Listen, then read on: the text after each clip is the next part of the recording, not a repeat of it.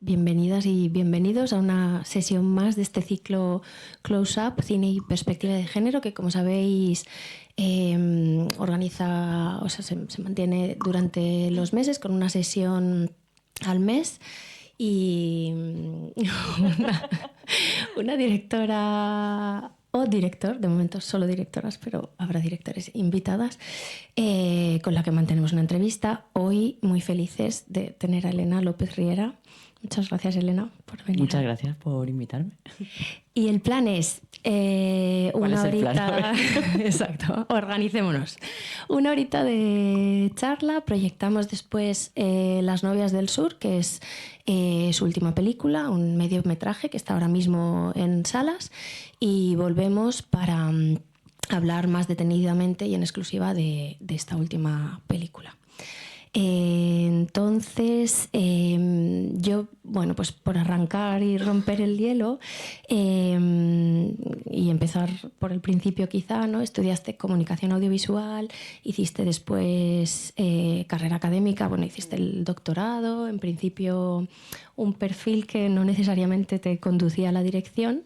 ¿En qué punto, en qué momento de tu vida, si es antes o después de los estudios y a través de qué etapas llegaste a la dirección, que a no ser que tengas algún trabajo previo, arranca con el cortometraje Pueblo en 2015? O sea, en realidad no hace tanto tiempo tampoco, ¿no? Ha sido un buen rato, hace 10 años. O sea, a vosotros os ha hecho corto, pero a mí se me ha hecho... Ha costado, ¿no? Ha costado, Han sido 10 ha costado. años todos uno detrás de otro. Sí, sí.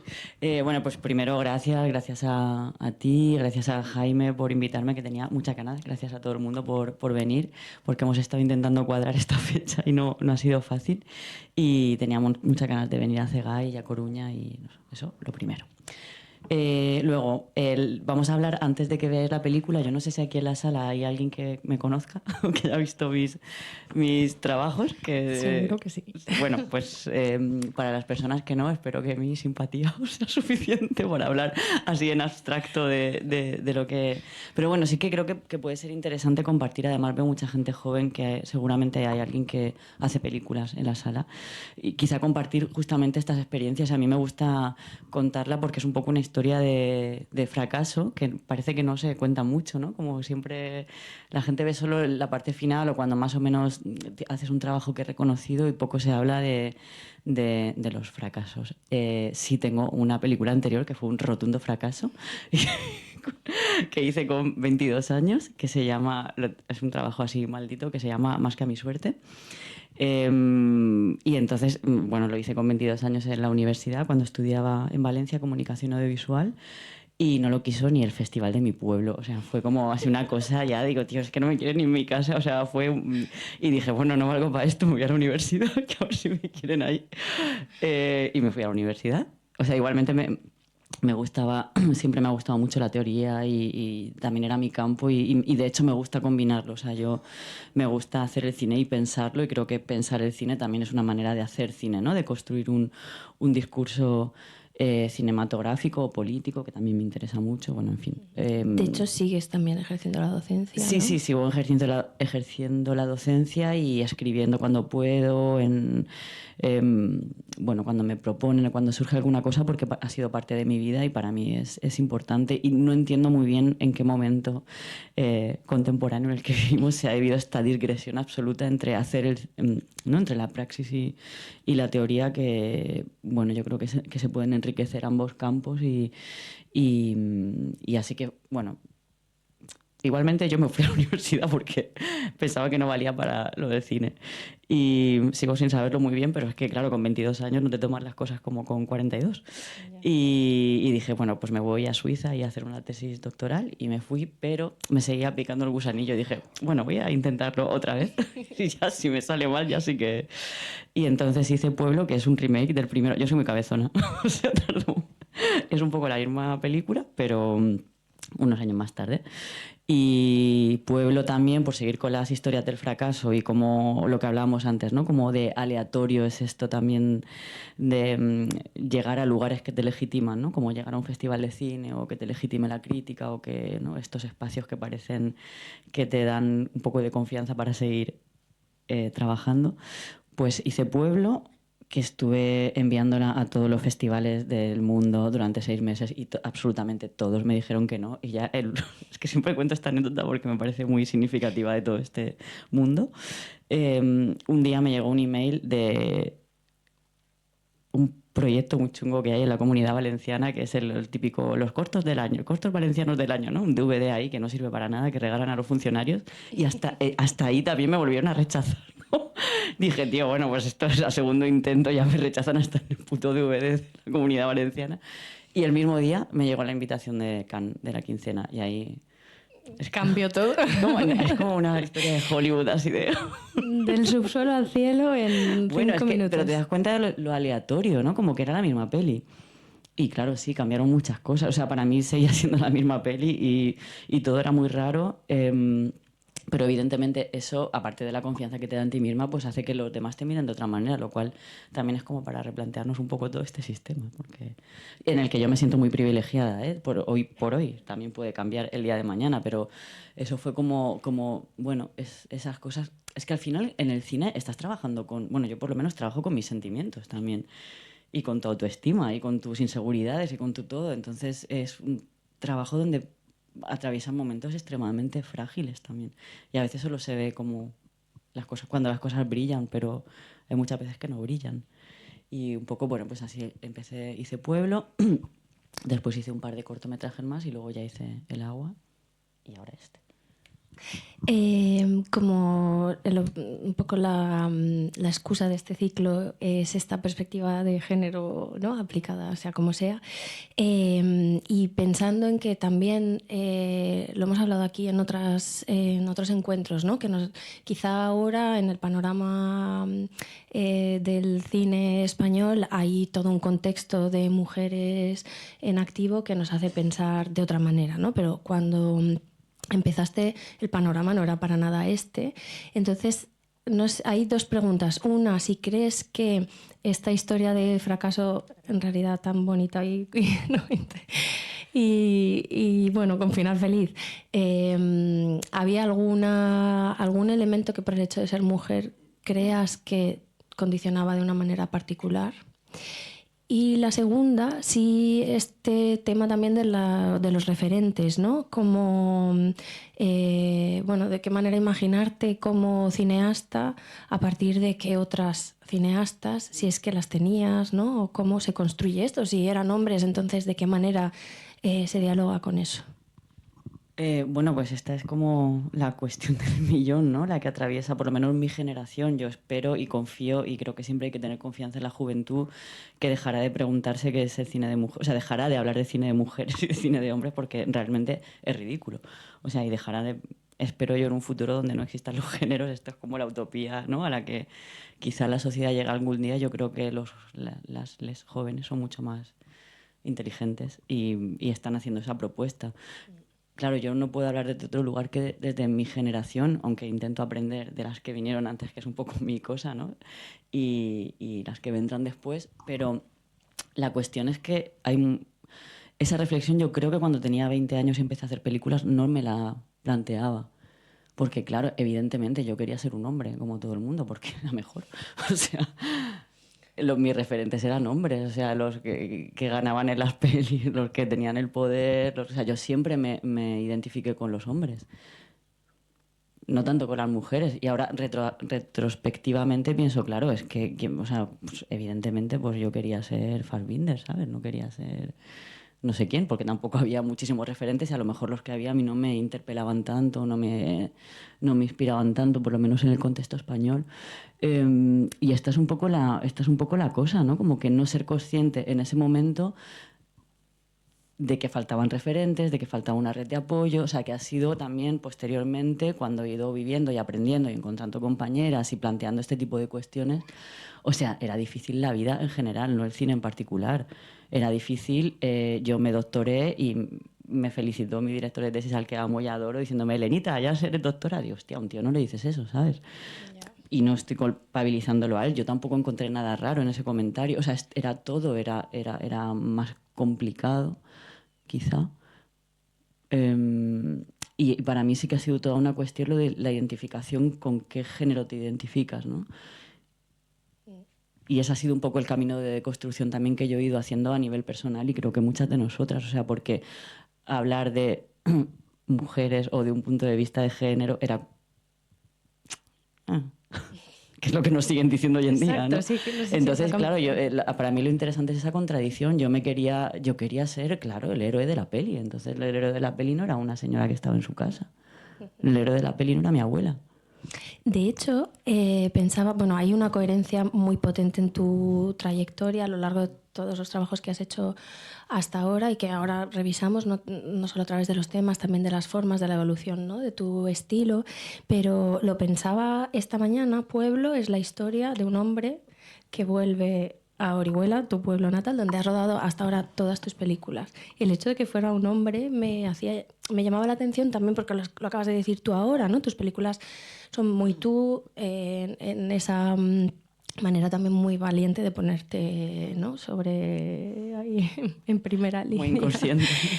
Bueno, pero eso sí. Me llamaba la atención y no sé, ahora escuchándote, claro, si quizá tiene que ver con eso. Es que yo esta reflexión no la hice con esa edad porque no me daba cuenta. He tenido que llegar a la edad que tengo y han tenido que pasar cosas en el mundo y he tenido que compartir para darme cuenta. Por eso siempre digo que para mí la vida y el feminismo y la política y el cine y todo es una cuestión de ensayo y error y que no me importa pedir perdón si me equivoco. O sea, que yo he venido aquí a que me cambien de opinión. O sea, me tienen que convencer, claro, pero que no es fácil. Pero que no quiero vivir con una tesis y que mi vida sea la confirmación de esa tesis, sino al contrario, ir aprendiendo cosas. Y una de las cosas que he aprendido...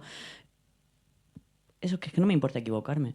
Y una de las cuestiones es, por ejemplo, la identificación, que es algo que he pensado ahora. ¿Por qué mis personajes, los dos personajes de los primeros cortos eran hombres? Sí.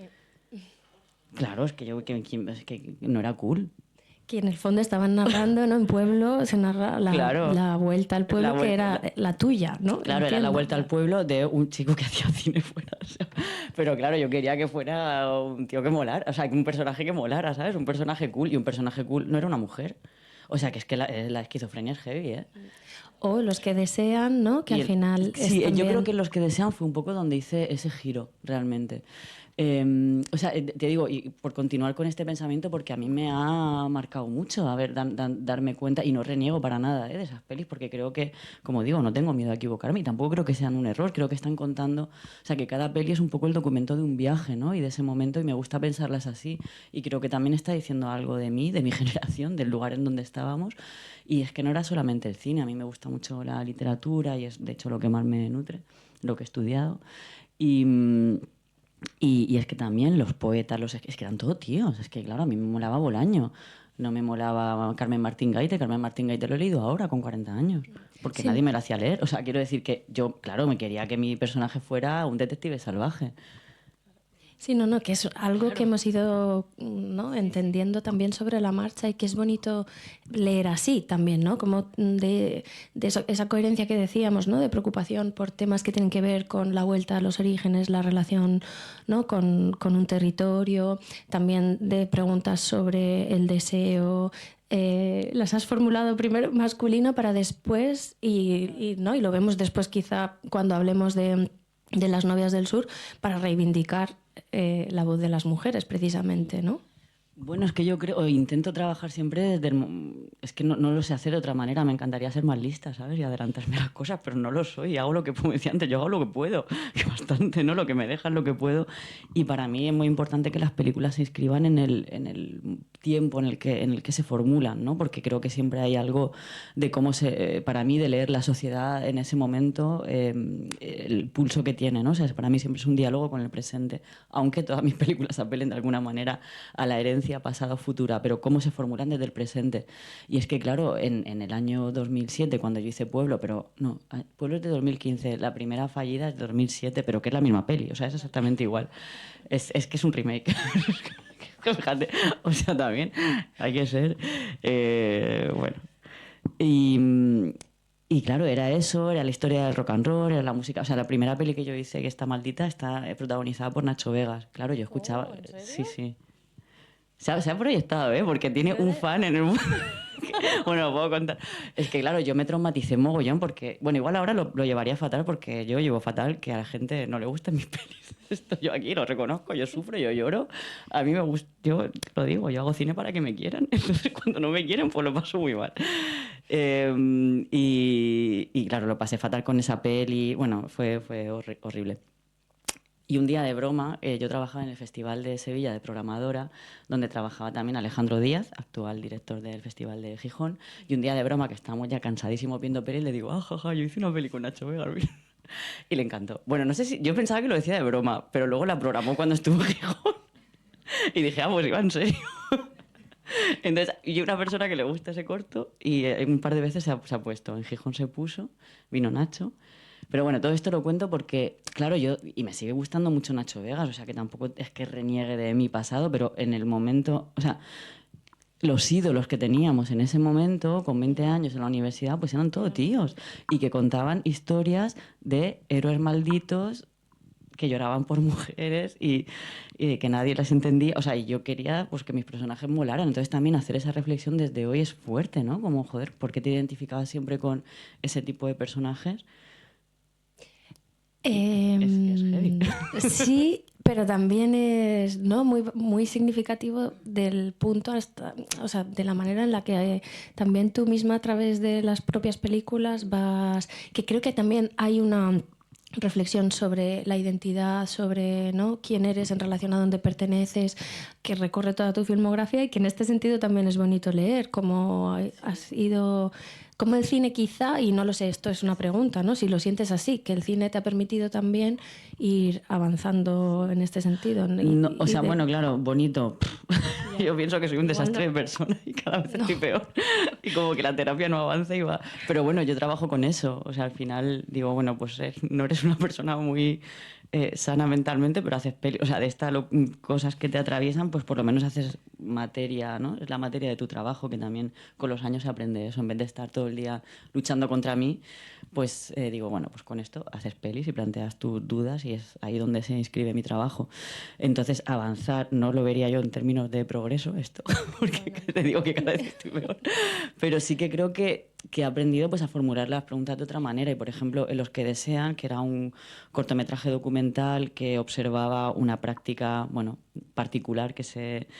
Que, por cierto, están todos disponibles en Filmin, salvo el primero, que habrá Bueno, que... el maldito este, yo qué sé, te lo voy a enseñar, Jaime, igual te mole, lo pones otro día. Pero los otros tres, por quien no los haya visto, están disponibles Están disponibles en Filmin. Bueno, pues es un...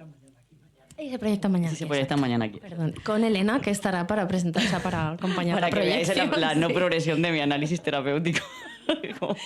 Cada vez esta chica está peor. Es verdad, los hemos hablado en un orden y se van a proyectar en el inverso, salvo el agua. Entonces igual sí que tiene final feliz. Cuando de joven, cuando creías que las cosas te iban a salir bien.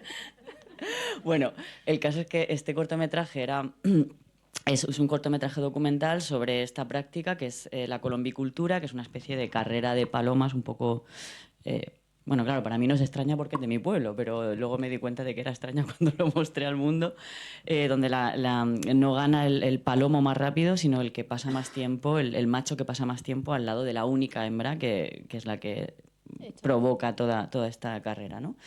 Y este deporte, porque es un deporte en realidad, está practicado casi exclusivamente por hombres, que esta es una de las cuestiones. No todos. No, a ver, no está prohibido, pero no hay mujeres. Es como estas cosas, ¿no? Estas fronteras invisibles del patriarcado, que luego entraremos en esta última película porque hay mucho de eso, ¿no? No es cosa que estén prohibidas, pero no hay mujeres. ¿Por qué? Bueno, entonces empecé a observarlos y ahí sí que fue donde empecé a hacer este ejercicio de mirar con distancia algo que me ha obsesionado y que me obsesiona cada vez más, que es cómo la sociedad de alguna manera nos pide performar el género, tanto el género, los dos grandes géneros que han marcado la historia de la humanidad, ¿no? Como nos piden que performemos la masculinidad y la feminidad en el espacio público. Y cuando haces esta observación como desde un punto de vista así más o menos científico, con una cierta distancia, pues te das cuenta de que evidentemente, cosas que ya sabemos, que no es que haya descubierto nada que no intuyera, pero que todo está absolutamente construido y que por ende lo podemos deconstruir. Que es, a mí, o sea, yo no soy una persona trans, pero sí que toda la teoría sobre lo trans y la teoría queer me ha servido mucho en el cine para esto también, como para intentar analizar cada pieza que compone esta estructura o algunas de las piezas que componen esta estructura para subrayar que todo es una invención y que entonces podemos deshacerlo todo, lo cual eso sí que es un final feliz.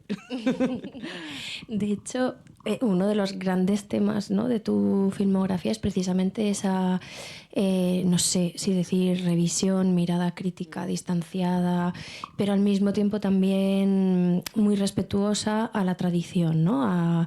Bueno, pues a esta, por ejemplo, a la tradición de tu pueblo, ¿no? También en el agua, el mito asociado a la dana, ¿no? Este otro, o sea, esa relación con lo ritual para, no sé si transformarlo en ese sentido trans también, pero sí replantearlo quizá, Sí, ¿no? claro, es que yo creo que la teoría trans ha sido tremenda. A ver, sin ser yo aquí una experta ni haber hecho una tesis doctoral sobre el tema, pero sí que es una teoría que a mí me ha servido mucho. Es que creo que cinematográficamente es muy útil, porque lo trans puede ser el mecanismo de análisis también y el dispositivo que propone cualquier relato nuevo. Y creo que se puede extrapolar a otras cuestiones que no sean exclusivamente de género, como puede ser la identidad nacional, la identidad local, religiosa. O sea, entonces, en ese sentido sí que los rituales me parecen muy fascinantes porque, primero, se realizan en el espacio público. Entonces, por definición, hay una puesta en escena, ¿no? Que esto no siempre sucede con cualquier acción humana, ¿no? Son colectivos. Se transmiten de generación en generación y a mí hay algo ahí que me permite observar y que me parece extremadamente interesante, que es cómo se perpetúa un gesto y la cuestión del gesto, ¿no? Que también ha sido sigue siendo una obsesión para mí, ¿no? Porque en esta noción de gesto hay como una parte, se supone, que de espontaneidad e inconsciencia, ¿no? La definición de gesto es un movimiento que tú haces sin pensar. ¿O no? ¿O no?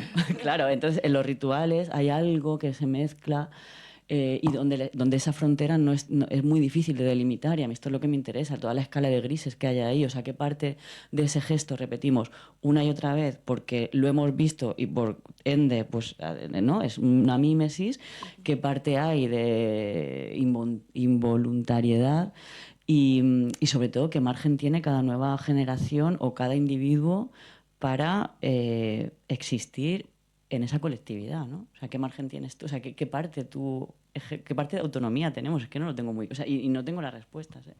Porque es lo que siempre digo y en cada nuevo trabajo pues lo he ido llevando más lejos hasta este último, que ya, bueno, es que soy yo ahí abriéndome en canal y diciendo todo esto claramente.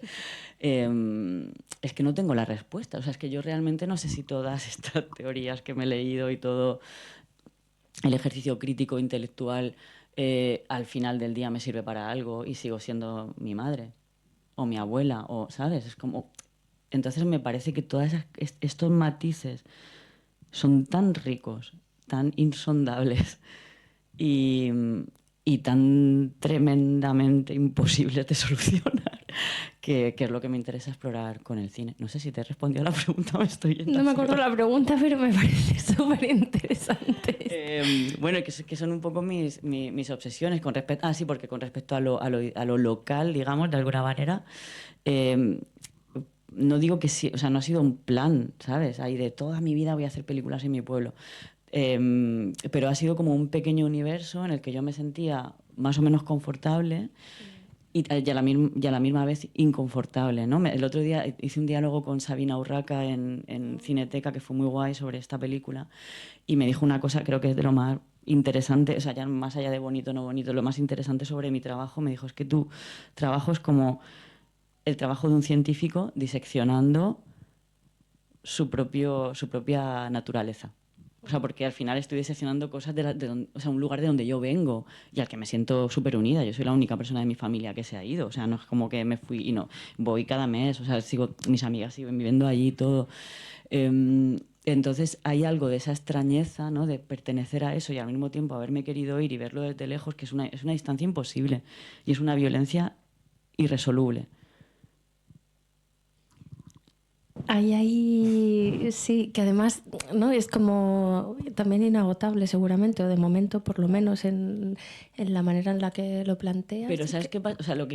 O sea, es irresoluble porque al final sigo siendo de ahí, no soy nunca de allí y todo eso, pero es que creo que también ese sentimiento es extrapolable a cualquier, o sea, el sentimiento de alienación lo puedes tener también siendo de una capital, o sea, al final el sentirte parte de algo y al mismo tiempo fuera de ese algo, no creo que haya que ser de un pueblo, simplemente que yo lo he traducido ahí porque, sinceramente, porque me venía a mano, porque era barato, que también es una cuestión de producción que marca mucho, pero creo digo, a mí lo que me interesa es cómo se plantean las preguntas y cómo se analiza el lenguaje, cuál es la perspectiva, pero que esa problemática se puede llevar a... Si es que vengo de la academia, ¿sabes? O sea, es que Sí. como Sí, que ese mecanismo pues, se puede aplicar a otro ejemplo. Yo lo he aplicado ahí porque de repente, o sea, ¿qué tenía para hacer películas? Si es que yo no he ido a una escuela de cine. Pues el móvil y yo qué sé, pues estaba en casa de mis padres, podía dormir ahí gratis y grabar lo que tenía cerca. Pero creo que es una pregunta que se puede formular en otro contexto también. También conocernos como un microuniverso, ¿no? Que es tuyo, que dominas, al que le puedes preguntar desde más Pero que lugar. también es un universo que conozco cada vez menos porque ya no vivo ahí. Entonces, claro. Aparte de los temas, ¿no? Y otra vez volviendo quizá a esta idea de lo trans, no sé, o quizá de la mezcla, hay una parte de tu propuesta estética que pasa por los múltiples registros, ¿no? Hay ficción, por ejemplo, si nos centramos en el agua, pero hay ficción, hay testimonios, ¿no? Entrevistas en primera persona y material de archivo, está tu voz en off, noticias, ¿no?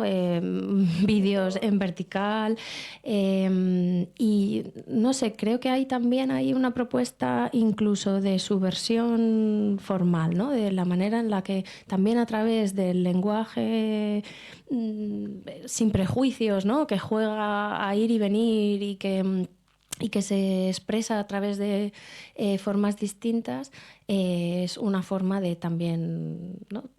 Proponer una reflexión desde otro lugar, no sé. Sí, sí, o sea, ojalá sea subversivo. Ojalá.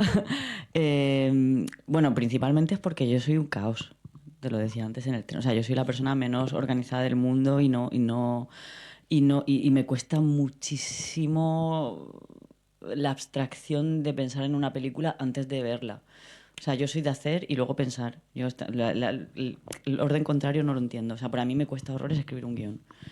Porque quizá porque vengo del documental, porque vengo de otra escuela, no sé, sí, supongo que será por eso, por el documental, pero yo pienso las pelis en la sala de montaje y de hecho todas las pelis que he hecho, los largos como los cortos, ruedo, monto un rato, luego vuelvo a rodar, luego monto, que esto en el cine industrial es un poco más complicado, no imposible, yo en el agua lo hice, pero me tuve que exigir esto porque mi manera de trabajar es que a mí no, yo qué sé, no tengo tanta imaginación, o sea, no se me ocurren las cosas antes de ir a rodarlas. Eso por un lado. Y por otro lado es que dentro de ese caos mental soy una persona que ha crecido afortunadamente con las nuevas tecnologías, que claro, ya han dejado de ser nuevas, pero yo sí viví la transición de no tener móvil como tú. O sea, yo viví sin internet hasta los 20 años, que esto parece, o sea, viví sin internet. Y de repente para mí fue una liberación tan grande poder tener acceso a todo tipo de formatos audiovisuales que a la hora de hacer películas no se me ocurre otra aproximación que no sea esa. También es verdad que yo no, o sea, no soy una cinéfila, no lo soy. O sea, me gusta el cine, pero no soy una rata de filmoteca que se sabe toda mi historia del cine. No tengo tanto respeto quizá también a la sala de cine sí, a esa cosa de la cinefilia extrema, ¿no? Me he criado con la televisión. Entonces, para mí, es que no hay jerarquía de la imagen. O sea, no entiendo la imagen como una jerarquía. Hay imágenes que me gustan, imágenes que no. Y de hecho, cada vez más punky. O sea, bueno, es que esta peli, o sea, si ves cómo la rodé, y al final yo entiendo que haya gente que le moleste y que haya gente que busque una excelencia en la calidad de la imagen, pero es que a mí hay imágenes que me emocionan e imágenes que no, y lo que obedece a las emociones de cada uno es muy impredecible. O sea, me obsesiona mucho, por ejemplo, el encuadre, eso sí. O sea, esto es una obsesión. Puedo pasarme horas encuadrando. Pero la calidad de la imagen o el origen, no, porque me he criado con la televisión. Si es que a mí me encanta, es lo que más me gusta. Hay, sobre todo a partir del agua y en Las novias, estas entrevistas, ¿no?, en primera persona a personas, no actores, actrices, en planos frontales que miran al espectador, o sea, que nos están contando a cada una de las que estamos al otro lado de la pantalla lo que están diciendo. ¿Por qué este registro? ¿De qué manera? ¿No? Y además Me alegro mucho repetido. de que me hagas esta pregunta. Sí. Sí. Qué bien. Sí, porque es otra de mis pequeñas batallas en el cine. Es que, yo qué sé, pues porque soy una viejuna. A mí me gusta, a mí me encanta un busto parlante, como habéis podido observar. Me encanta. Bueno, primero porque me apasiona la literatura oral, porque eso es literatura. O sea, yo también como una cuestión, no sé si utilizar la palabra política, que ahora lo utilizamos para cualquier cosa, pero bueno, sí, como una especie de revancha para mí importante de poner esa literatura oral en algún lugar y de devolverles por lo menos la importancia que para mi vida ha tenido. No sé si para la sociedad, porque no soy socióloga, ni política, ni historiadora. Pero para mí sí que ha tenido muchísima importancia la manera como me han transmitido, sobre todo, no únicamente, pero sobre todo las mujeres de mi pueblo y de mi familia, cómo me han transmitido la literatura, la narración, la tradición. Y no se me ocurre otra manera mejor. No sé, le di muchas vueltas. Igual hay otra manera mejor para hacerlo, pero para mí no se me ocurre otra manera más honesta, más directa y más limpia que la frontalidad de la pantalla y respetar la oralidad en su magnitud, en su espacio y en su tiempo. Y porque o sea, creo que cuando la palabra es importante y cuando realmente estás atenta a la palabra, no hay que hacer más florituras. Y también es algo contra lo que me peleaba mucho en estas clases de historia del cine, que por lo general me abrumaba muchísimo, porque era como Ciudadano Kane. Pues es que yo nunca voy a hacer Ciudadano Kane, ¿sabes? Como que esto es chascarrillo, no estas coletillas, chascarrillo, no coletilla, pero que es un poco chascarrillo del cine de si lo puedes contar en imágenes, no lo cuentes con una. Bueno, luego si quieres hablamos de la voz en off, que es mi otra batalla.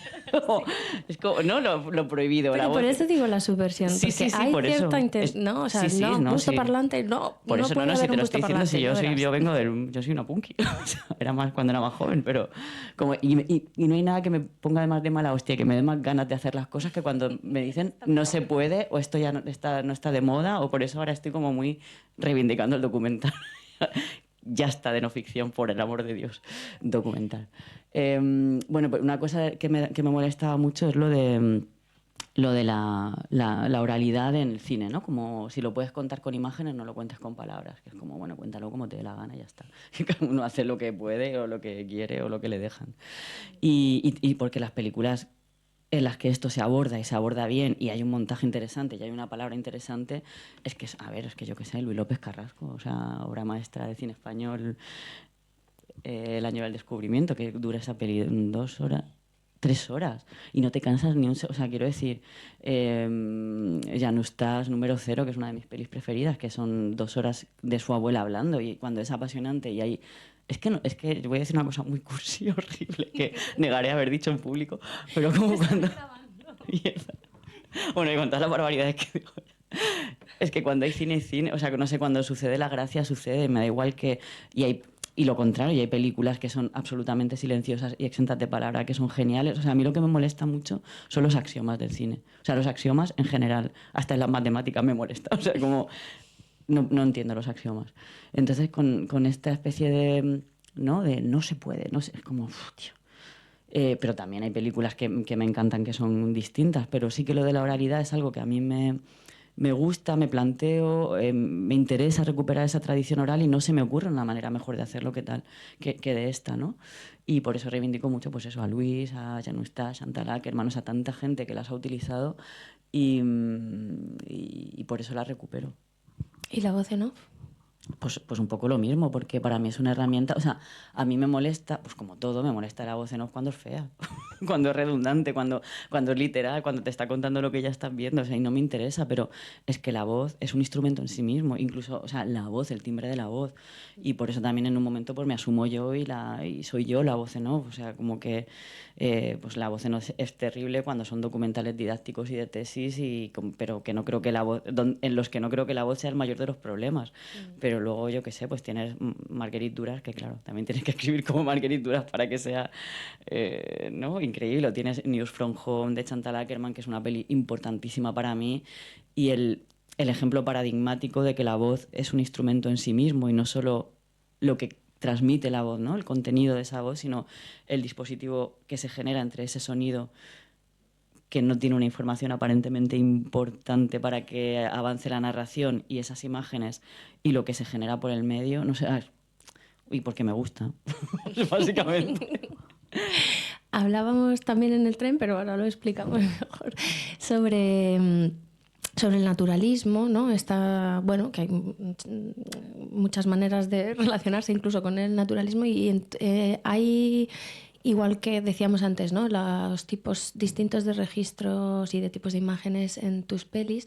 También hay un juego que va de lo real, de lo documental, bueno, de la relación con la realidad de esa oralidad, por ejemplo, ¿no? De los testimonios de las mujeres que cuentan, por ejemplo, el mito en el agua, la manera en la que eso se relaciona con la parte ficcionada, y también otro elemento que creo que es muy interesante y que juega a romper con elementos que podrían relacionar la película con el naturalismo, como es lo fantasmal, ¿no? Lo telúrico. Pensaba en Silvia Federici, Las brujas, en esa relación, ¿no? También de estos personajes femeninos tuyos que bueno, que tienen un tono y una manera muy particular de expresarse. Sí. No hay pregunta en lo que te he dicho. No, pero pues claro, es que es lo que hemos estado hablando en el tren. O sea, a mí el cine naturalista y la literatura natural, o sea, todo lo que está literalmente muy cercano de la realidad y que intenta reproducir la realidad lo más cercano que se pueda, que se supone que es, ¿no? Como sería una posible definición de naturalismo, a mí lo que más me gusta en el cine. O sea, lo puedo reconocer, vamos, en genios del naturalismo, que a mí no es lo que me pone. A mí me interesa, sí que me interesa el documental mucho, me interesa la observación de lo real, me interesa, pero de nuevo para deconstruirla. O sea, como me interesa cuando eso choca con elementos que a lo mejor proceden de esa supuesta realidad y que la subvierten. Eso sí me interesa. Y por eso todo lo que tiene que ver con el cine fantástico o incluso con la fantasía invocada en el día a día, en lo cotidiano, eso sí me interesa mucho. Como justamente lo que hace que tú estés en un contexto más o menos cercano a lo real y de repente digas, uy, ¿esto? Pero también tiene que ver con mi educación, con pues, la región de la que vengo, que creo que aquí también hay algún paralelismo porque son lugares donde pues la magia, la fantasía, lo sincrético, lo que tiene que ver con la religión, más o menos está muy instalado en la vida cotidiana, y a mí es así como me han educado, como en un día a día donde yo qué sé, los muertos hablaban y Dios hacía milagros todo el rato y la gente se curaba con las manos. O sea, no es, o sea, es lo extraordinario invocado en el día a día. Y que eso hace que se altere un poco, yo creo, la percepción y la representación, por tanto, de lo que se supone que es real y lo que no.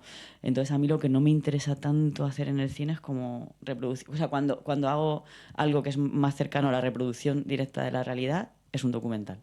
Por eso estoy muy con lo del documental ahora. Y cuando hago ficción, pues me interesa como que se alteren esas fronteras más. Y bueno, que en realidad viene a cuento y no tanto, pero hablando de naturalismo también surgía antes el tema de entender la manera en la que desde fuera, sobre todo la crítica, coloca o está tratando de etiquetar, ¿no? Todo este cine dirigido por mujeres. actual que se trata de homogeneizar a toda costa y con cualquier excusa casi. En general se suele decir que muchas de las películas dirigidas por mujeres de estos últimos años son películas sobre lo rural, que parten de lo íntimo, que bueno, en general trabajan sobre el naturalismo, que en cualquier caso están muy pegadas a la realidad. Visto todo esto, ¿no? Habiendo hablado ya todo lo que hemos hablado, ¿de qué manera te relacionas tú o sientes tú tu trabajo dentro de estas etiquetas que imagino que os bombardean también, ¿no? Pues mira, cada vez de peor hostia. ¿Qué quieres que te diga? O sea, es que mira, yo estoy ya de ser educada hasta el mismísimo... Es que no es homogenizar, es paternalizar. Es que es paternalismo, ¿qué quieres que te...? O sea, y justo como lo hemos hablado en el tren, y cuando me estaba duchando ahora, digo, es que creo que la única respuesta posible... Es muy mala hostia esto, pero... Dale, dale. La única manera posible de... O sea, es tan absurdo todo, es tan estúpido, ¿no? Como rebatir un argumento que lo que decía. O sea, a nadie se le ha ocurrido poner la etiqueta de señor que llora por una joven amante en una capital urbanita. Eso no es una etiqueta. Y es el 99% de las películas que existían en la transición española. Por poner, ¿sabes? Una etiqueta así de... Nadie hace esto. Y nosotras somos todas iguales, tontas. Es como... Entonces, digo, la única manera posible de responder a esto es hacer una lista de películas de cine español reciente que se desarrollen en algo más o menos cercano a la intimidad de una persona y en un lugar que no sea una capital, como tótems, o sea, en plan, simplemente, Saura Yerice, hola, estos no hacen cine rural de mujeres. No sé qué más decir. Ya está, creo. Creo que ya Tío, está. es que no sé, en fin. Sí, que es al final, sí, la manera de apagar, ¿no? Tratar Es que de claro, apagar. porque El espíritu de la colmena no es una peli, o sea, y las pelis de Carla sí. Exacto. También, no sé, me gustaría, porque he oído alguna vez en algunas entrevistas que has contado también tu manera de trabajar durante el rodaje. Antes también decías que es un momento para ti muy feliz, que mientras la escritura del guión es algo que sufres o que te cuesta más, ¿no? Que luego ponerte a rodar, y que es casi lo contrario de lo que en general cuentan, ¿no?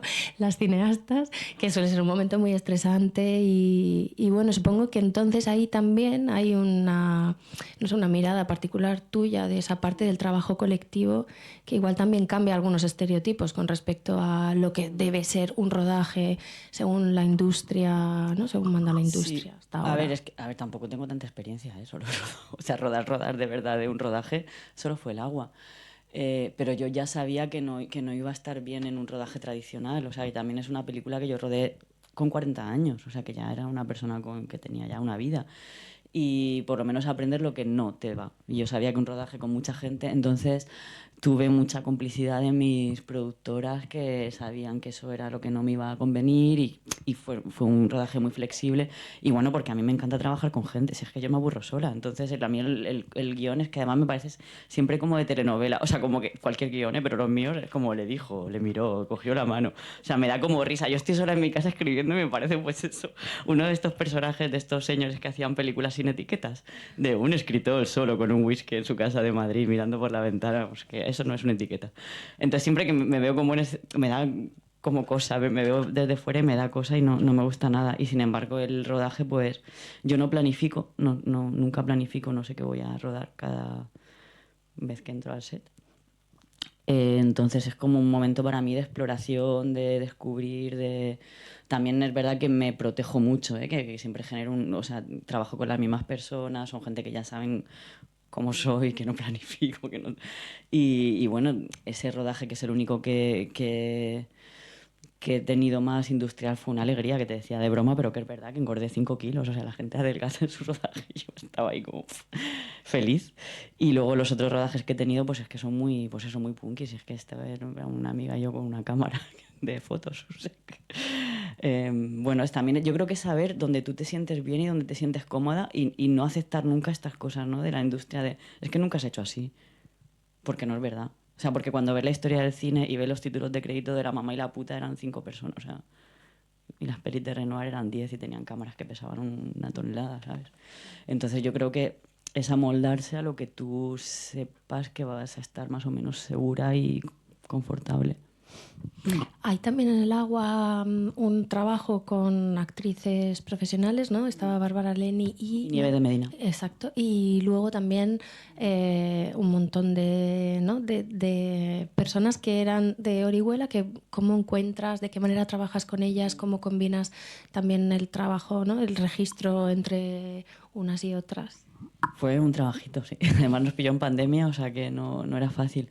Pues trabajé muchísimo, trabajé como 1 año y medio en el casting, con una directora de casting que trabajaba en Francia y que había visto películas suyas que me gustaban claro, es que las directoras de casting que encontraba en España eran pues básicamente lo que se hacía en España, que es una oficina y pones un anuncio y te viene gente. Y yo estaba segura de que la gente que yo estaba buscando nunca se presentaría a un casting. Entonces dije, no hay que ir a buscar a la gente, no van a venir. O sea, la gente que viene son aspirantes a influencers que con todos mis respetos y todo bien, pero no era lo que yo quería para la peli. Entonces fuimos a buscar a la gente, pues eso, fuimos a fiestas, a discotecas, a escuelas de baile, hicimos esa búsqueda y luego lo que sí, trabajamos muchísimo tiempo, ensayamos muchísimo, muchísimo antes de rodar. Entonces, claro, no profesionales, pues yo qué sé, después de 6 meses de ensayo, 4 veces por semana, trabajé con una amiga que es dramaturga y escritora, Violeta Gil, que tiene una compañía de teatro que se llama La Tristura, que claro, son súper profesionales, que ya tenían experiencia en trabajar con adolescentes, pero claro, de otro lugar, o sea, es que sí, a mí todo lo que venía de la industria no decía, está todo bien, pero a mí no me va a funcionar. Y yo pues me fui buscando mis colaboradores, por eso digo que también me construí un equipo que era muy afín a mí y por eso el rodaje fue muy feliz. Hay también, o sea, como una mirada muy particular intergeneracional en tus películas, ¿no? O sea, que quizá El Agua se centra más en esos jóvenes, adolescentes, sus preocupaciones, sus inquietudes, ¿no? Su mirada hacia el futuro, todo lo que tiene que ver también con el deseo, con ¿no? Con la sexualidad. Y en Las Novias, que no quiero hablar mucho, me estoy reservando, ¿no? Muchas de las preguntas para después el coloquio, pero que se acerca más a otra generación más adulta, de mujeres ¿no? más mayores, siempre con una mirada fuera del estereotipo, ¿no? Buscando también eso, otras voces, otros rostros también, otros cuerpos. No sé si es intencionado o al final una casualidad, pero me parece que conecta mucho también con esa preocupación tuya de la herencia, de la relación, ¿no? con nuestras madres, con nuestras abuelas y también con las que vienen detrás, ¿no? Como una especie de cadena interrelacionada dentro de la que te estás preguntando todo el rato, ¿no? ¿Quién soy yo, quizá? Sí, sí, total. O sea, yo, claro, pensaba que era inconsciente ahora, pues cuando nunca miro mi trabajo, pero en las entrevistas y todo eso me di cuenta de que no es tan inconsciente porque está. Y hace poco me preguntaron eso en una entrevista en Francia, me dijeron, en tus películas siempre hay gente de todas las generaciones. Y la verdad que no lo había pensado, pero es que yo me he criado en una casa donde siempre había una anciana o un anciano y un bebé. Y eso es algo que me ha pesado mucho cuando me he ido de casa y ya vivo en una sociedad. O sea, bueno, lo que hablábamos antes también en el tren, ¿no? Como eso y de relacionarme. Bueno, es vivir en un pueblo con la gente, no la eliges. No eliges a tu familia y no eliges muchas veces a tus amigos porque es lo que hay. Entonces, como hay gente que me dice, yo no me relaciono con nadie que no piense como yo políticamente. Y yo, pues es que mis mejores amigas son de Vox y yo no he votado a Vox en mi vida y no lo voy a votar, pero eso también me ha obligado a ponerme en otro lugar constantemente, ¿no? Y a tener una diversidad que en mi vida adulta, cuando yo he podido elegir, bueno, una ciudad grande en las que siempre vivo, mis compañías, pues es que al final me doy cuenta que me relaciono con gente muy parecida, que tiene más o menos mi edad, mi situación económica, que vota lo mismo que yo, que piensa como yo y que hace cine. O sea, como al final es una micro burbuja que no me gusta. Lo que pasa es que, además de eso, ¿no? O sea, a nivel cinematográfico, al final estás poniendo en imágenes y reivindicando o legitimando, o no sé, ¿no? La voz de mujeres de edades que normalmente no la han tenido, ¿no? Entonces también ese valor extra, creo, Sí, ¿no? o sea, bueno, la voz sí la tenían, claro que luego hablaremos de eso, que es otra de mis batallitas subversivas, que esta cosa terrible de darle la voz en el cine a la gente, que es como la gente ya tiene voz y tú vas y tú irrumpes en su vida con tu cámara y somos vampiros, o sea, Esa gente ya tenía voz, vamos, antes que me echan unas broncas en la peli, por eso lo he dejado. Esa gente ya tenía voz y vida y todo antes de que yo llegara ahí con una cámara. Entonces a mí me parece que es otra de las grandísimas falacias del cine documental que hay que destruir. O sea, esa gente ya tenía voz, creo yo. Lo que sí que me interesa pues es esa cuestión de la herencia, pero también inventar nuevas genealogías, que esto, como decíamos, pues voy con la vida. Ahora que me hago esas preguntas porque tengo la edad a lo mejor de ser madre y no lo soy, digo, claro, ¿qué pasa conmigo? ¿Qué pasa con mi genealogía? Tendremos que inventar otro tipo de familia. No me gusta utilizar la palabra familia por eso, ¿no? Como tendremos que inventar otro tipo de genealogías, tendré que inventarme otros hijos, ¿no? Alguien con quien hablar más joven. O a lo mejor esas personas también necesitan otras madres. Yo qué sé, o sea, como pensar de otra manera la sociedad porque me niego a aceptar un mundo en el que solo me relacione con gente como yo. Pero claro, no voy a tener ya no voy a poder reproducir lo que he vivido de tener descendencia y que haya en una familia una anciana y una bebé como yo me he criado siempre. Y de hecho en mi pueblo, sí, o sea, yo hago una comida en mi casa y hay ancianos y bebés. Y esto es algo esto me taladra mucho, pero claro, digo también, bueno, busquemos otras formas de familia, otras genealogías con otras personas. Y por eso es una obsesión también, eh, bueno, mirar a otras edades, sí. Quizá dejamos entonces lo de la voz para después y Yo creo que mejor, sí, porque esta peli es como un tema muy... Y no sé si ahora también, bueno, pues en qué estás, como, ¿no? ¿Cuál es el siguiente paso? Sobre todo eso, pensando en todos estos trabajos centrados en Orihuela, ¿no? Con todos estos temas comunes que hemos ido viendo, si ahora buscas... Nuevos horizontes. Sí, sí, porque como decía antes, también como la vida me va llevando a cada etapa, yo creo que en realidad son las mismas preguntas. De hecho, la peli nueva que estoy escribiendo, que es una peli claramente fantástica, de época, o sea, que aparentemente podría no tener nada que ver con las anteriores y para mí es el agua. O sea, sigue estando la cuestión de la herencia, la cuestión de una familia, una genealogía creada por mujeres de esa época que deciden vivir de otra manera y sin familia y sin descendencia. O sea, que al final los temas son los mismos y la cuestión de la alienación y bueno, todo lo que hemos ido evocando en esta conversación están ahí. Lo que pasa es que con otro decorado. Por eso yo insisto mucho en que no he hecho estudios de cine, he hecho estudios de semiótica, pero para mí es lo que me hace todavía funcionar. O sea, que lo que me interesa es el análisis de los lenguajes y cómo se pueden ir formulando las mismas preguntas de distintas maneras, ¿no? Además de la docencia, ¿no? La teoría y la dirección, has ejercido también la programación. Y bueno, ¿de qué manera, ¿no? integras también esa otra parte de ti? Y ¿no? Y cómo se retroalimentan, ¿no? Todo. Ya hemos visto un poco cómo la parte teórica, ¿no? y de la docencia alimenta una, pero también esta otra rama de la programación. Sí, esto ha sido, yo te lo decía antes de broma, pero lo digo en serio, pondría a todos los cineastas a programar un año de su vida en un festival de cine para ser conscientes de la cantidad de buenas pelis que hay que se quedan fuera. Porque tenemos tendencia, ¿no? Porque somos muy narcisistas y egocéntricos y todo eso, a pensar que nuestra peli, y también tiene una parte lógica, ¿no? Es como que necesitas mucha energía y mucho tiempo para sacar un proyecto adelante y al final te encierras. Bueno, yo estoy obsesionada con esta cosa de las burbujas, ¿no? Te encierras en tu problemática y piensas que tu peli es lo único que existe porque te demanda mucha energía, pero es que hay mucha gente haciendo lo mismo que tú en muchos sitios del mundo y para mí ha sido un privilegio poder estar tantos años. He programado pues en festivales generalistas, pero sobre todo en Vision Dugel, que es donde he estado más tiempo, que es un festival de documental en Suiza. Y también es un privilegio poder estar al tanto de lo que hace la gente al mismo tiempo que tú, ¿no? Y es que lo echo mucho de menos. Lo que pasa es que es un poco incompatible porque demanda mucha energía, mucho tiempo y está muy mal pagado, que esto hay que decirlo. O sea, hay mucho bling bling de festivales de cine y la gente que genera los contenidos de los festivales de cine viven en una precariedad. Bueno, como mucha gente que trabaja en la cultura, como creo la crítica cinematográfica. O sea, hay como muchos trabajos que están por detrás de las películas y que viven en una precariedad que es muy preocupante y que creo que hay que contar también.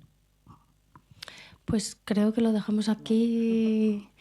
Vemos Las novias del sur y volvemos después. Gracias, Elena. Gracias. Lanzo algunas preguntas y después abrimos turno de palabra y compartimos entre todas. ¿De dónde surge este proyecto? Porque no era el que tenías previsto hacer cuando lo hiciste. Has contado un poco antes que lo hiciste también, ¿no? Tú con una amiga, pocos medios. Bueno, ahora como llevo toda la semana ya estoy un poco más acostumbrada, pero es una película que por razones obvias pues me ha costado un poco acompañar, porque claro, no pensaba que le iba a ver tanta gente. Lleva una semana en salas. Llevo una semana en salas, muchas gracias. Y Elena está agotada un poco. No, estoy agotada, pero feliz, porque también la he hecho para compartirla y una de mis utopías del cine, no tanto dar la voz, que luego podemos volver a ese tema, como abrir espacios de conversación. Y bueno, son utopías que piensas que no van a suceder y un poquito de ese deseo sí que está sucediendo esta semana y para mí sí que era muy importante compartirla con el público y que la gente pudiera intervenir o hacer preguntas. Y bueno, yo decidí en un momento del montaje abrirme en canal de esta manera tan loca, también pensando que no iba a ver la película tanta gente. Y ahora es como que, claro, llego después de la proyección y digo, madre mía, si es que no sé cómo estaba ahí mi vida de una manera muy extrema, pero bueno, creo que también era la idea de la película ponerme más o de alguna manera al mismo nivel de intimidad que se habían puesto esas mujeres y me parecía como lo correcto, ¿no? Como devolverles algo de toda esa intimidad y esos secretos que me habían compartido. Y cómo surgió, pues como en la vida, pues surgió porque me rompieron el corazón mal, me hicieron muchísimo daño y estaba en un momento vital muy, bueno, muy triste, sin mucha orientación. Y sentí como un impulso de hablar con mujeres que de otra generación para saber cómo se habían hecho preguntas que yo me estaba haciendo ahora y un poco pues recogiendo todo lo que habíamos dicho antes con esta obsesión mía de la herencia y por una cosa que para mí fue y sigue siendo muy dolorosa, ¿no? Como que aunque lo había intentado pasar por el cerebro y por el intelecto, cuando llega la vida te pone en otros lugares, ¿no? Y como pronunciar en voz alta y ser consciente de que no iba a ser madre, que no iba a perpetuar esa herencia esa educación que me habían dado y que después de mí, pues, se acababa esa genealogía, ¿no? Por eso decía antes, podemos inventar otras, pero decir, hostias, que conmigo se acaban las madres y las hijas que si lo piensas se han remontado hasta el principio de la humanidad, ¿no? Como esta especie de cosa loca de que hay como una línea antes que tú. Y me dio mucho vértigo y mucho miedo. Quizá ahora se entienden efectivamente muchas de las cosas que hemos dicho antes. También la de la relación con los ritos, con las tradiciones, ¿no? Porque parte de esta reflexión sobre la boda y propones casi un acercamiento, no sé, semiótico, no sé, analítico de la imagen, incluso casi abstracto en esos planos, ¿no? Que acercas la imagen a la foto, todo parte de la foto y también del análisis del rostro, de qué manera, un poco lo que decías antes, ¿no? Nos expresamos públicamente en función de un constructo que hemos aprendido, ¿no? Y que tú de alguna manera te preguntas, ¿no? Acercándote a la imagen para buscar respuestas que creo que no tienen una Todavía no las solución encuentro. fácil. Si alguien las tiene, sí me las Exacto. puede dar. No, por eso decía que muchas gracias por haberos quedado y todo, porque También, sí. de verdad, y que a veces escuchar hablar de cosas en abstracto es más complicado. Creo que ahora resuena un poco más todo lo que comentábamos antes.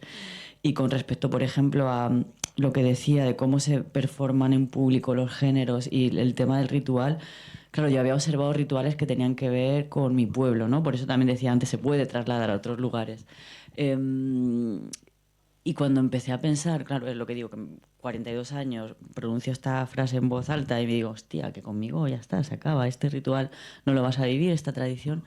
Y, y claro, me di cuenta de que, bueno, de cosas que ya sabía en realidad, no es que este trabajo analítico no es como descubrir cosas nuevas, sino, como decía Chantal Akerman, volver a mirar cosas que vemos cada día y que se vuelven invisibles porque las vemos cada día y las ignoramos, ¿no? Entonces es un poco el trabajo que yo intento hacer. Y con respecto al ritual del matrimonio, es que, si lo piensas, creo yo que es el ritual que que intenta poner en escena pública el sentimiento más íntimo que puede tener un ser humano y que además es indescriptible. Seguramente la experiencia para cada persona es distinta, que son cosas, pues eso, intangibles como el amor, el deseo, que incluso pueden ser contradictorias para una misma persona a lo largo de la vida, depende de cómo te vaya y cómo estés, ¿no? Y, joder, intentar hacer algo concreto, materializar eso que es tan etéreo y convertirlo no solamente en una puesta en escena de cada una de nosotras, sino en un ritual social histórico que se repite generación a generación con unas pautas como hemos hecho la película, que son realmente como con una liturgia cuando te vas a la religión, o sea, al ritual religioso, con unas palabras que se han repetido desde hace no sabemos cuánto tiempo. Y te das cuenta de que, bueno, qué margen hay, pues lo que decía antes, ¿no? Como qué margen hay para que tú te emplaces ahí como persona individual dentro de ese entramado colectivo, o sea, eso, como en todos los rituales, pero en este particularmente porque tiene que ver con algo muy íntimo, que se supone que no compartes con nadie más que con tu pareja o tus parejas y que de repente tienes como que ponerlo ahí en escena, ¿no? Eso por un lado. Y por otro lado, porque me di cuenta de que en esa generación y viendo las fotos de mi madre y en concreto esta que abre y cierra la película, y ella me ha educado en en ensalzar absolutamente el valor de la virginidad, o sea, y no se casó se casó en el año 80, que yo no soy tan mayor. Y dices, wow, es que esto primero es contemporáneo a la movida madrileña, o sea, quiero decir, es muy En loco. otra parte del mundo. En otra parte del mundo, no muy lejana, o sea, esta cosa del progreso, de la velocidad, bueno, las velocidades hay varias y las geografías son, ¿no? Y las periferias también funcionan las cosas de otra manera. Y mi madre seguía yendo al matrimonio con unos valores de la virginidad y había una cosa con el archivo fotográfico muy concreto, con el archivo doméstico, y es que hay una imagen que emerge de todo eso y que para una generación más o menos, a ver, claro, siempre hay la que yo, pues yo no fui virgen, ya lo sé, o sea, pero como lo que se supone que tenía que significar eso en el espacio público, es que esa es la última imagen de un cuerpo antes de tener sexo en su vida. Es que es loquísimo cuando lo piensas. Y porque mi madre me ha contado muchas veces, pues eso, que al día siguiente le daba vergüenza porque todo el mundo sabía que había follado. Y claro, cuando me di cuenta de eso dije, hostia, tío, es que yo no... O sea, mi generación y bueno, ya las posteriores, no sé si tenemos una imagen tan icónica que marque el umbral de un cuerpo que deja de ser, si algún día fue autónomo, deja de serlo para ser ofrecido, que es lo que significa una novia. Y como decía antes, mi obsesión con las palabras y con analizar cada símbolo y tal, me fui al diccionario de la Real Academia de la Lengua, que me encanta, es un divertimento para mí. Cojo el diccionario y miro cosas. Sí, porque te das cuenta un poco de lo que decía antes, que damos por sentados significados y parecen esa otra naturales. genealogía que es la de las palabras también. La genealogía de las palabras, y por eso insisto en utilizar la voz en off y en utilizar las palabras. Y novia viene del latín nuevo, que significa, hostia, si lo piensas, un cuerpo nuevo. O sea, la novia es algo nuevo, algo que voy a usar por primera vez. Y dices, wow, hostia, ¿no? Vamos como al origen de las cosas y seguimos, y se sigue perpetuando un ritual que por otro lado es tremendamente hermoso y como digo yo al final, pues a veces pues me hubiera gustado estar en ese lugar, ¿no? Y reconocer eso también para una feminista es complejo, ¿no? Como esta contradicción de, sí, todo esto está no mal, vamos a decir entre comillas, y puedes llegar a ser machista, patriarcal, bla, bla, bla, bla, bla, pero a veces digo, hostia, ¿todo esto para qué? Que lo decías antes, ¿no? Y que es también esa relación tan compleja y valiosa por eso mismo con una tradición, ¿no? Que no es el rechazo o la mirada crítica, es mucho más complejo que eso, ¿no? Tiene varios prismas. Que ni siquiera es intelectual o calculado, de verdad. Es que yo me he pasado toda la vida, como muchas personas, queriendo no parecerme a mi madre, irme de mi pueblo. O sea, yo desde que tengo uso de razón, yo me he construido contra eso. Yo no quería ser mi madre, no quería ser como las mujeres, porque las veías. Pues volvemos a lo de los referentes, porque claro, el referente de una mujer no era cool. Para mí el referente de una mujer era una persona que se ocupaba de absolutamente todo. Y no digo que fueran infelices, en sus contextos, pero yo, claro, no quería ser mi madre ni mi abuela que están todo el día fregando. Yo quería ser los otros que no fregaban. Entonces me he construido contra eso y un día tienes 40 años, te miras al espejo y dices, hostia, soy mi madre.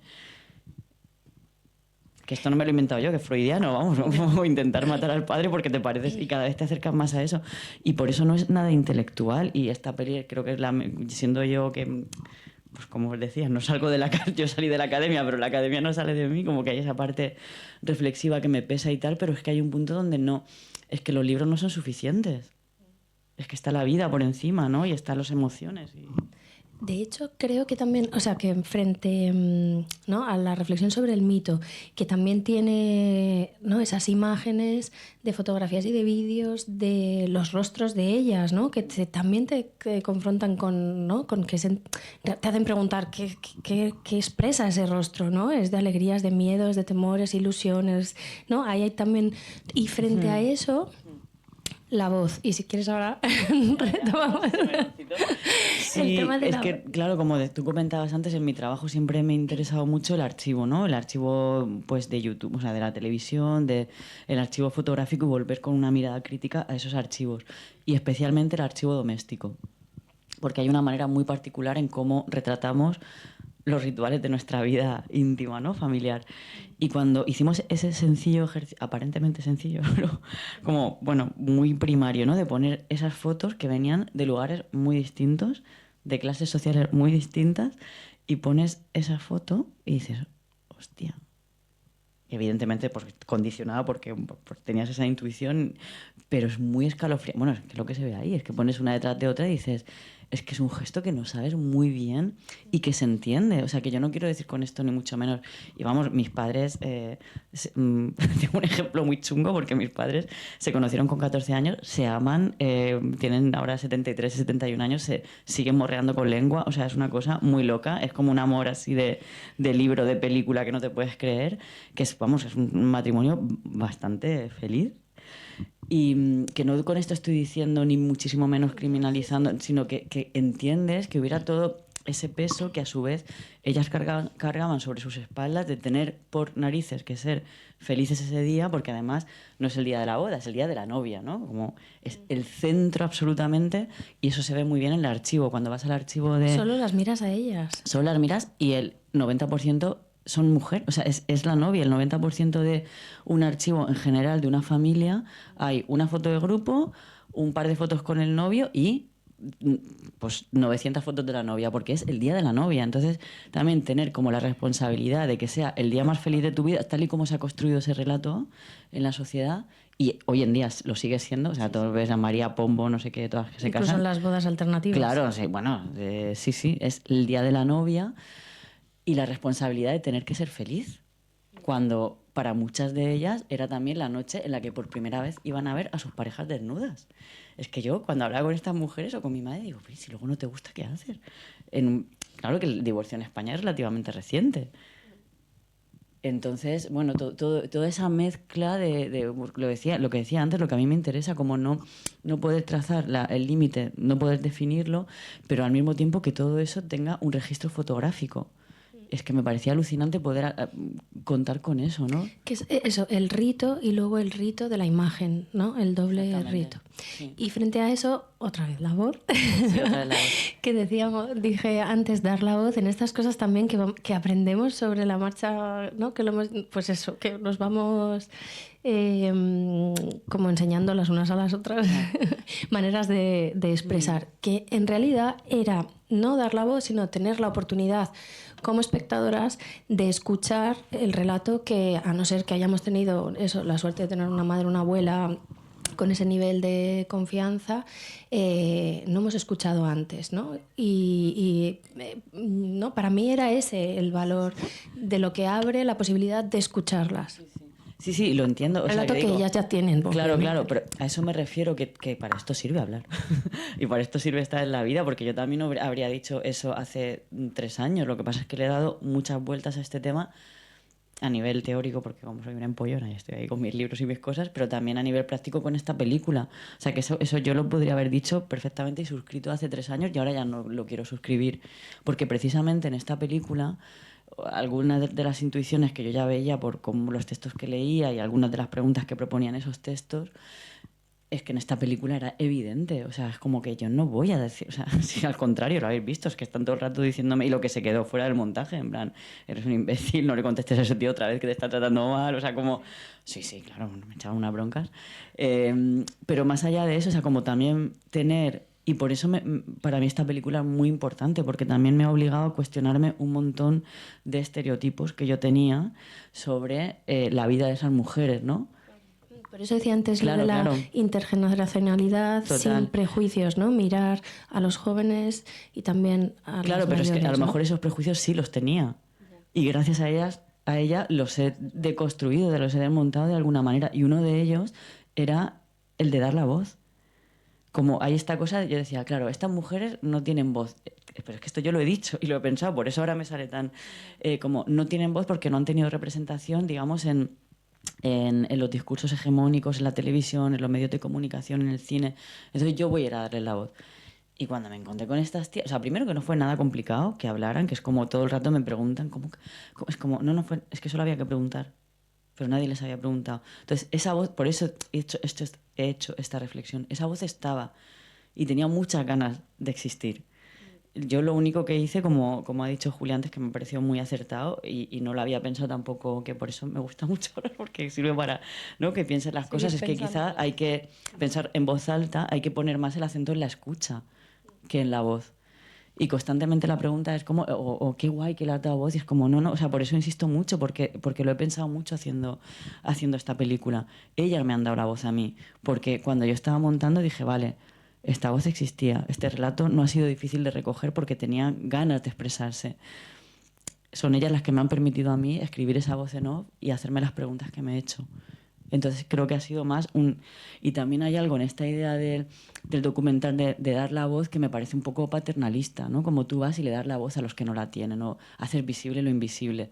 Y es arrogarte un poder que yo no creo que tenga. Yo creo que el problema son los espacios de representación y el tiempo de esa... Pero el poder de abrir esos espacios de representación sí lo tienes. Claro, pero es que ese poder es por los dos lados, porque si ella no podría haber abierto el espacio, ¿sabes? También, como decía ella, de la escucha, que me parece muy interesante plantearlo desde ahí. O sea, esta peli no existiría si no hubiera existido la voz de ellas antes.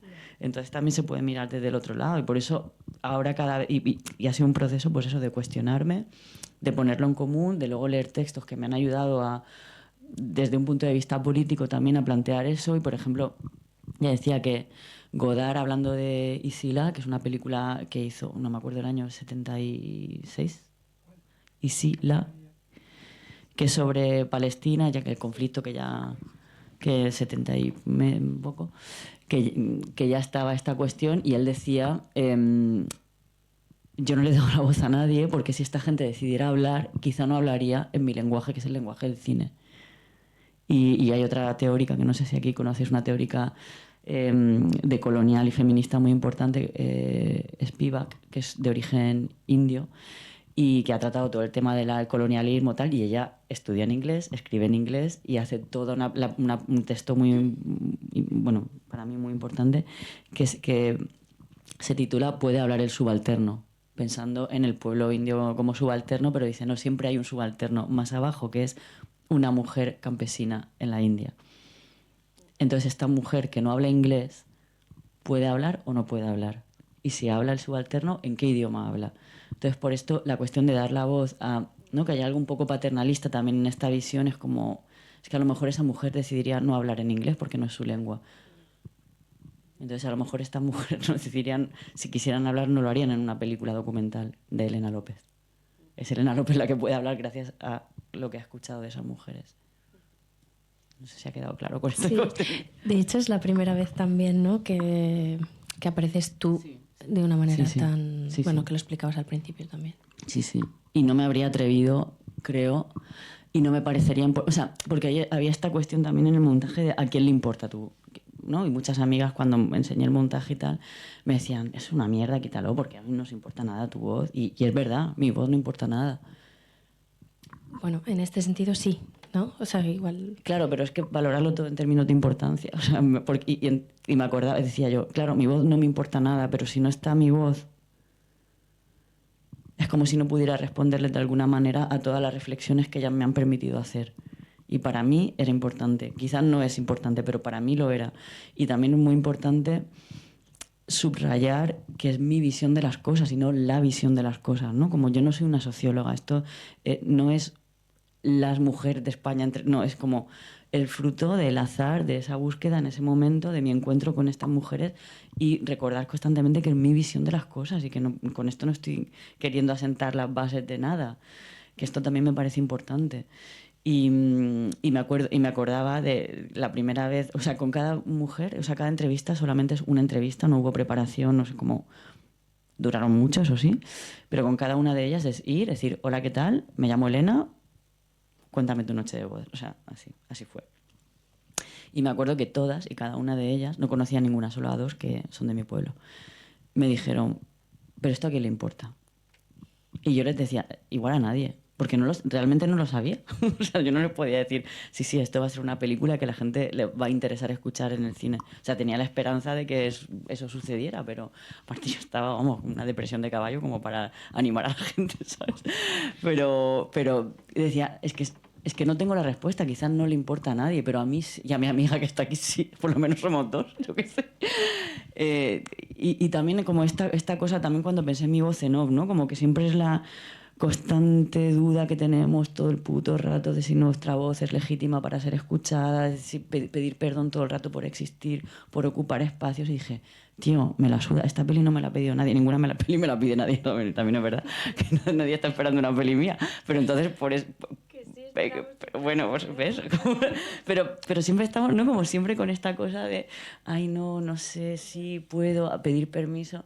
Y me parecía tan entrañable y tan desolador al mismo tiempo, ¿no? Que estas mujeres pensaran que sus historias no eran interesantes, pero es que es lo que nos están diciendo constantemente, ¿no? Como la pregunta que me hacías antes, ¿por qué la crítica y cuanto más poder y más lugares ocupamos las mujeres en este país, en el cine, es como otra vez más agresivo y más otra película de mujeres, no sé qué, no sé cuánto? Es como no nos vamos a preguntar cada vez si podemos hablar, si cuando hablamos un poquito no...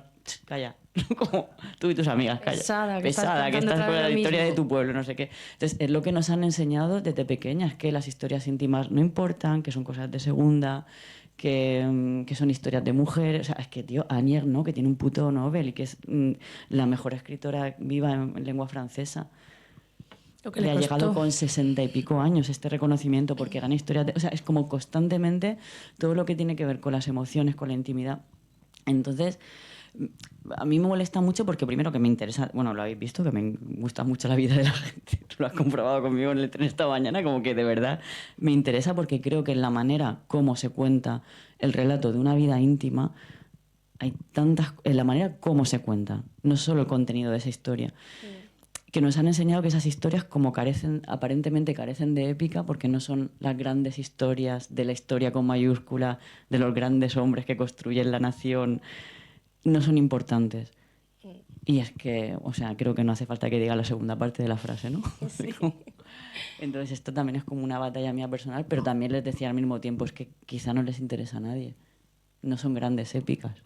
Y lleva una semana en cartel y se va a mantener. Y quizá podemos escuchar, ¿no? Sí, perdón. ¿O no? Bueno, preguntas o si queréis compartir. Yo que decía que también está pasando algo muy bonito esta semana. Para mí está siendo muy bonito, como que gente espontáneamente tiene ganas de compartir a lo mejor también relatos y que yo cuando hice esta peli era, como decía Carmen Martín Gaite, yo hago cine, también para encontrar un interlocutor, ¿no? Para que llegue a otro lugar o sea, vamos, que estoy aquí, estamos para escuchar.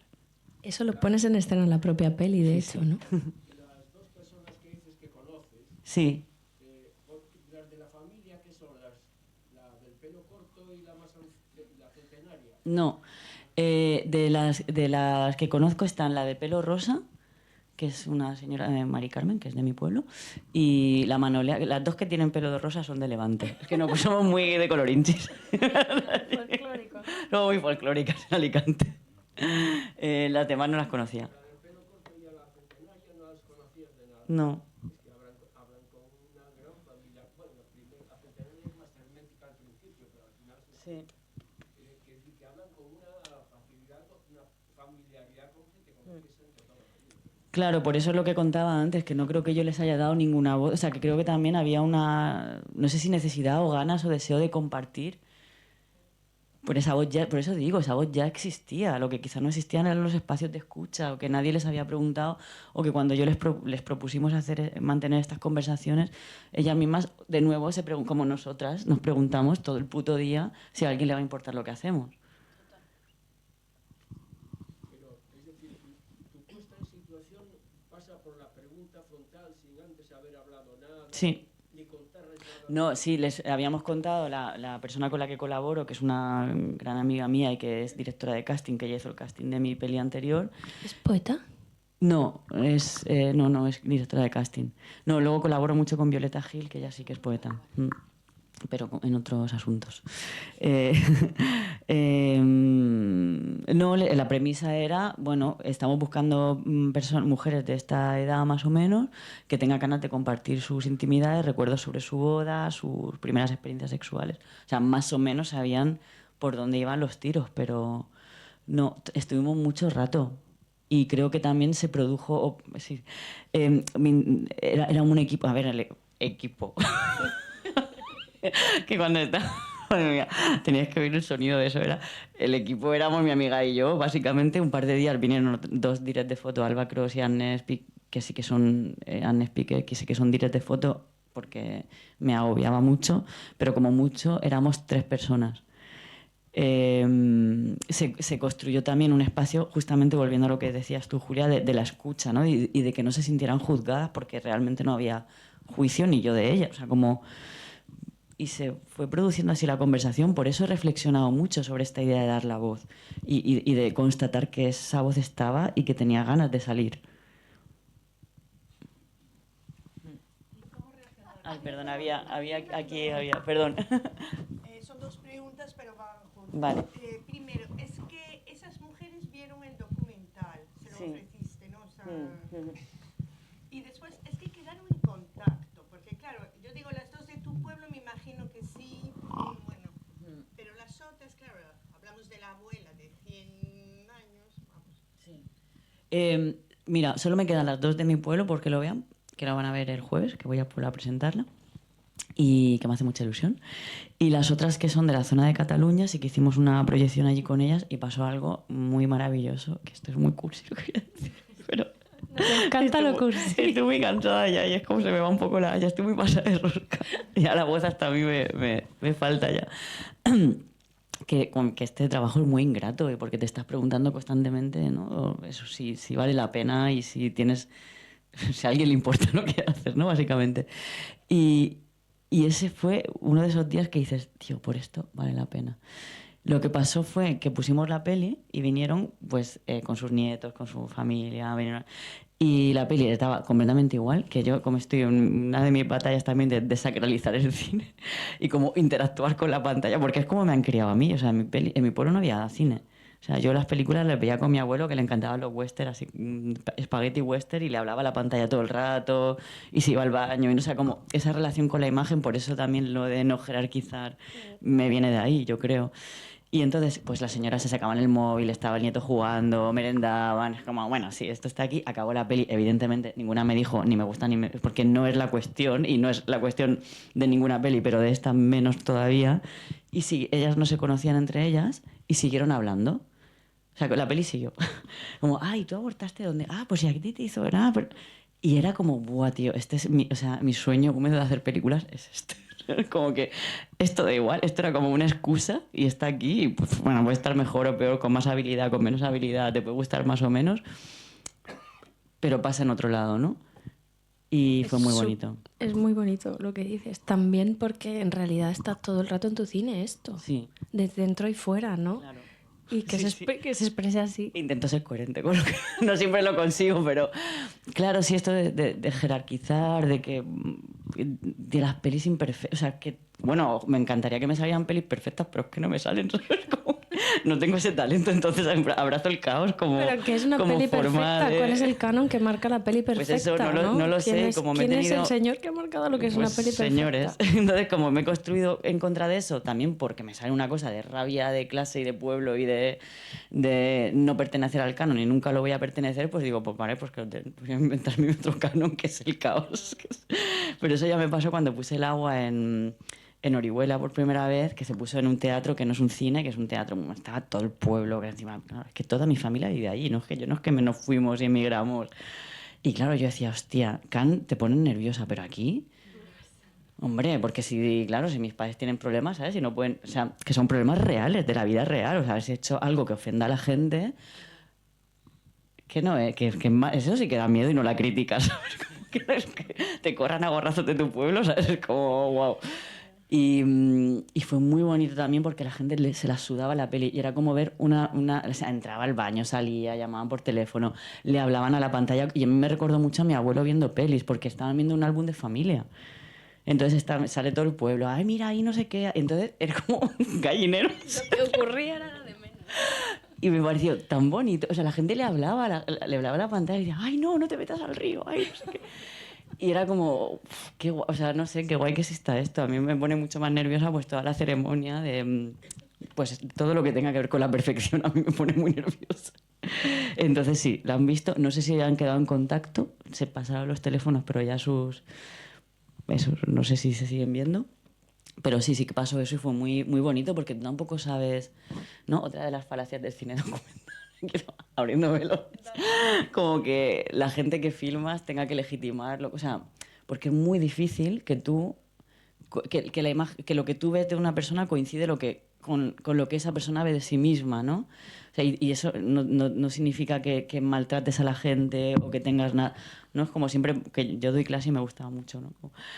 Pongo ese ejemplo de a los estudiantes que yo te puedo hacer una foto con todo el amor del mundo y te digo, mira qué guapa sales y tú ves la foto y dices, madre mía, estoy fatal, ¿no? Pues eso es el cine documental, al final. O sea, es un poco los retratos de la gente.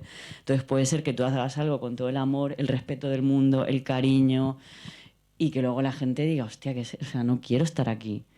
Y hay una secuencia que me gusta mucho, me hizo mucho pensar en esto también, que es en Dolor y Gloria de Almodóvar, que me encanta, no sé si habéis visto, que es la historia de un director de cine, bueno, que es él ya y su madre está enferma en el hospital y ese momento en el que va a verla y le dice la madre, Julieta Serrano, le dice, mira, te tengo que decir una cosa, a mis amigas del pueblo no les gusta que las saques en tus películas. Y claro, él se queda así, dice, pero si son mis maestras, si yo las lo he hecho con todo el respeto del mundo, dice, ya, pero a ellas no les gusta.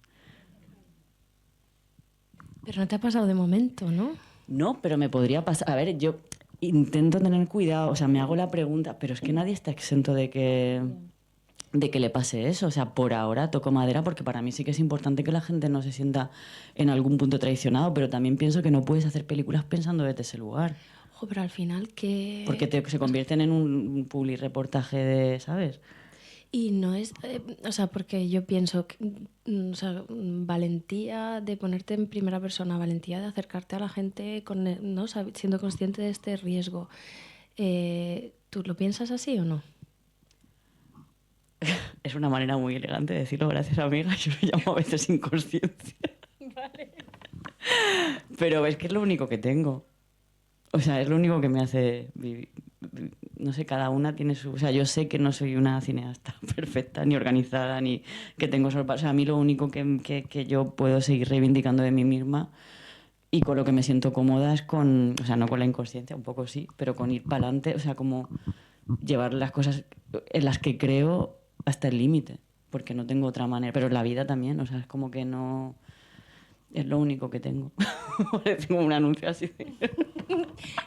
Es lo único que tengo. No tengo más cosas, pero que es algo que me importa. O sea, como ser honesta y llevar mi pensamiento hasta... Y por eso siempre digo, como soy un poco radical en algunas cosas, no me importa pedir perdón si me he equivocado, ¿no? Y aprender y poner cosas en común y decir, bueno, esto podría haberlo hecho de otra manera, pero no quiero, es que no quiero tener miedo para hacer las cosas, que es lo que han hecho todas las mujeres de mi familia. Y por eso soy muy kamikaze también, porque estoy hasta o sea, porque he visto mujeres de mi familia que no han hecho las cosas porque tenían miedo. Bueno, mujeres y hombres, o sea, también hay una cosa de clase social, de geografía, de periferia, y es como, tío, yo soy la primera generación que tiene la oportunidad de hablar, de hacer pelis, de hacer un montón de cosas, pues paso de tener miedo de hacer concesiones todo el rato, que ya para eso lo han hecho las que han venido antes que yo. Basta. Totalmente. Había aquí, ¿no? Ah, ok.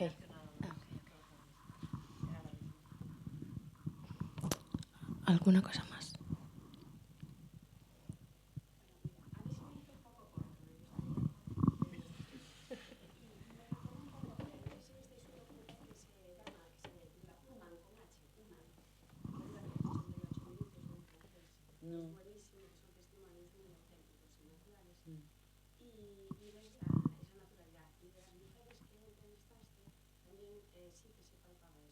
Y luego también se vio el dolor, por ejemplo, la de gafas, que dijo que no quería tener nunca más relaciones, y ahí se palpó un hastío a lo mejor de la vida, que también se transmite. Y entonces, bueno, que me gustó. Sí. Pero me gustaría más. Gracias, qué bonito. Creo que es lo mejor que le pueden decir a un cineasta. Se te ha quedado corto, porque cuando te dicen que se ha quedado largo. No, pero muchas gracias. O sea, también para mí, y me gusta que hayas comentado esto, porque en el montaje era importante como tener visiones distintas. O sea, ahí la que sigue pensando en su marido dice, me falta. O sea, como que por eso la falta de juicio, no intentar decir, oye, casarse estaba mal o no casarse estaba... ¿no? Como creo que al final, cada vida, pues eso, hacemos lo que podemos. Es que al final hacemos lo que podemos, ¿no? Con la vida, con todo. Tú te puedes hacer un planteamiento y luego pues las circunstancias te ponen en lugares, ¿no? Entonces para mí era importante como mostrar estas diferencias y como que hubiera opciones... Bueno, y se lo digo yo a ella, no estoy de acuerdo. O sea, no quiero pensar que... No quiero llegar a ese lugar en el que digo no quiero que nunca más tener sexo ni que nadie me quiera ni no, o sea, por el amor de Dios, espero que no me pase. Pero si te ha pasado, pues oye, guay. O sea, no sé, cada una pues hace también lo que puede con lo que tiene. Y con lo de corto, pues eso, que creo que es... que entiendo que te quedes con ganas de más, porque yo también me quedo con ganas de más.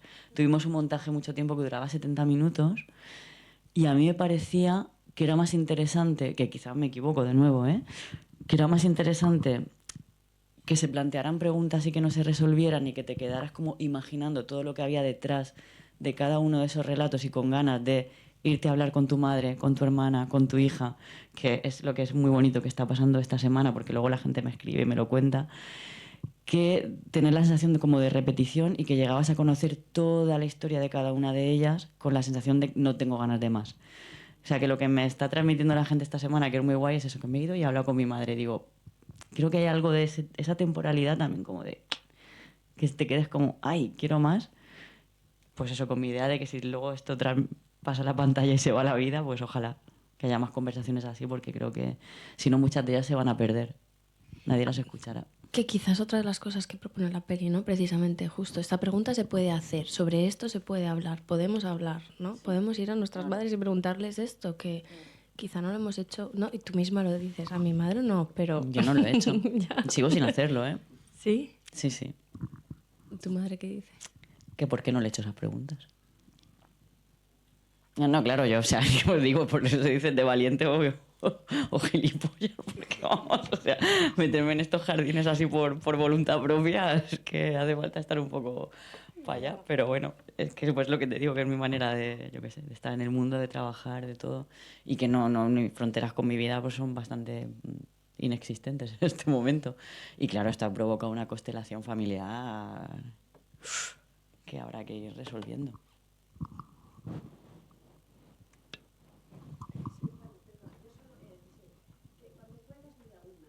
Sí, me lo voy a apuntar, la voy a... Sí.